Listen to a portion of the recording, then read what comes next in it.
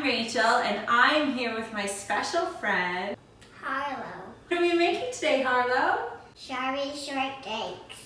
To make our strawberry shortcakes, we will need 1.5 cups of white sugar, finely blended, 1 cup of cake and pastry flour, a pinch of Himalayan salt, 12 egg whites, 1.5 teaspoons of custard powder, 1/3 of a cup of warm water. And to decorate, a healthy amount of whipped cream, simple syrup, and of course, a strawberry shortcake won't be complete without Strawberry. Now is a good time to preheat your oven to 350 degrees.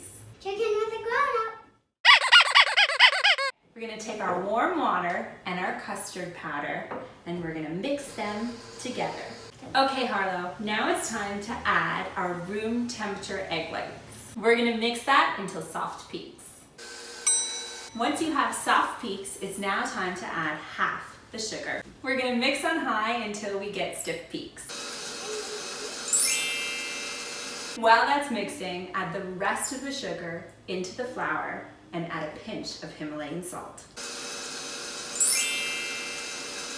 Now that we've achieved stiff peaks, it's time to sift in gently your flour sugar mixture. Okay, be the snow. It's snowing. It's snowing. Oh my, ah! Carefully turn out your batter to an ungreased 9x13 pan. You don't want to grease your pan because your cake will stick to the pan.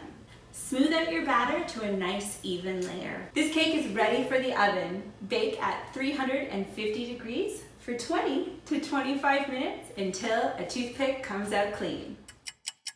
Our cake has been cooling for 30 minutes upside down. Super important to let gravity do all the work. It's time to cut and decorate. We're gonna use a circle cookie cutter. Cut rounds out of your cake and then brush with a simple syrup. Good job. You can find that recipe for a simple syrup on Bits and Uncle Bob's. Next up, add the strawberries.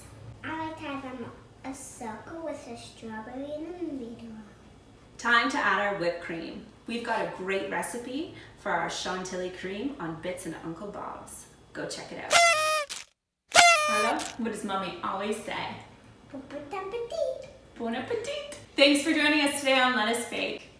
If you like this video, share it with your friends. And don't forget to check out next week. You never know what we're going to be baking next.